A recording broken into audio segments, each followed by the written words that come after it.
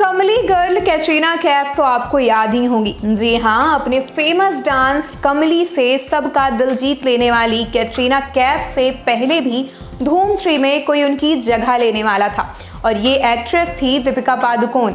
बॉलीवुड में सफल और प्रतिष्ठित फिल्म फ्रेंचाइजीज में से एक धूम ने अपने हर एक पार्ट से दर्शकों को कुछ नया और रोमांचक दिया है।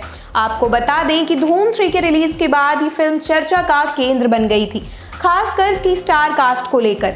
आमिर खान के साथ इस फिल्म की फीमेल लीड में कैटरीना कैफ नजर आई थी, लेकिन खबरों के अनुसार कैटरीना से पहले ये रोल दीपिका पादुकोण को ऑफर किया गया था।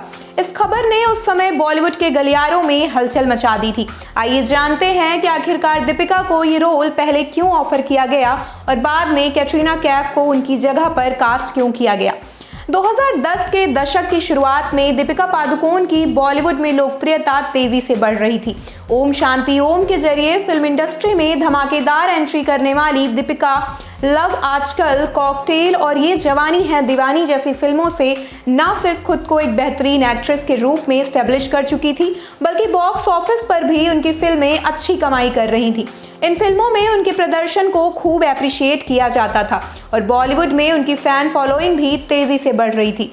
ऐसे में धूम 3 के मेकर्स ने सबसे पहले दीपिका को इस फिल्म के लिए अप्रोच किया था, लेकिन जब धूम 3 की स्क्रिप्ट पर काम चल रहा था उस वक्त दीपिका कई प्रोजेक्ट्स में पहले से ही बिजी थी। वो एक ही समय में कई बड़ी फिल्मों की शूटिंग कर रही थी, जिनमें संजय लीला भंसाली की मूवी गोलियों की रासलीला रामलीला भी शामिल थी। दीपिका के पास उस वक्त बहुत ज़्यादा काम था और वे खुद को सभी प्रोजेक्ट्स में उतना टाइम नहीं दे पा रही थी। धूम 3 एक बड़े बजट की फिल्म थी जिसमें काफ़ी लंबे समय तक शूटिंग की ज़रूरत थी। इसके लिए एक्टर्स को पूरी तरह से सैक्रिफाइस्ड होने की ज़रूरत थी और दीपिका के पास उस समय अपने बाकी प्रोजेक्ट्स के कारण डेट्स की बहुत कमी थी। उन्होंने फिल्म के मेकर्स से बात की और ये स्पष्ट किया कि वो पूरी तरह से इस प्रोजेक्ट को समय नहीं दे पाएंगी। दीपिका पादुकोण की व्यस्तता और शेड्यूल की समस्या के कारण धूम 3 के मेकर्स आदित्य चोपड़ा और डायरेक्टर विजय कृष्णाचार्य ने इस भूमिका के लिए कैटरीना कैफ से कांटेक्ट किया। कैटरीना कैफ उस समय बॉलीवुड में अपने करियर के पीक पर थी। उन्होंने एक था टाइगर, जब तक है जान और मेरे ब्रदर की दुल्हन जैसी हिट फिल्मों में काम करके अपनी आइडेंटिटी बनाई थी। इसके अलावा कैटरीना का फिटनेस और डांस पर भी अच्छा कंट्रोल था, जो धूम 3 की भूमिका के लिए काफ़ी महत्वपूर्ण पहलू था।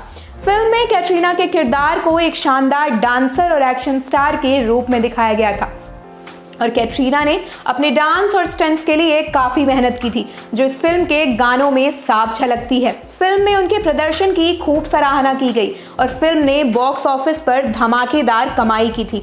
धूम 3 के लिए दीपिका पादुकोण को पहले ऑफर किया गया था, लेकिन उनके व्यस्त शेड्यूल और प्रतिबद्धताओं के कारण उन्होंने इस भूमिका को स्वीकार नहीं किया, जिसके चलते ये भूमिका कैटरीना कैफ को दे दी गई, जिन्होंने अपनी भूमिका को शानदार तरीके से निभाया। ये एक एग्जाम्पल है कि बॉलीवुड में कैसे शेड्यूल और समय के हिसाब से बड़े बड़े डिसीजंस लिए जाते हैं। हालांकि दोनों एक्ट्रेसेस अपने अपने फील्ड्स में काफ़ी सफल हैं और इस घटना ने उनके करियर पे और उनकी पर्सनल लाइफ पर कोई भी नेगेटिव असर नहीं डाला। कैटरीना और दीपिका के बीच में ऐसी कोई राइवलरीज नहीं है, वो आज भी आपस में काफ़ी अच्छे संबंध रखती हैं। आप देख रहे हैं सौगंध टीवी, सौगंध वतन की।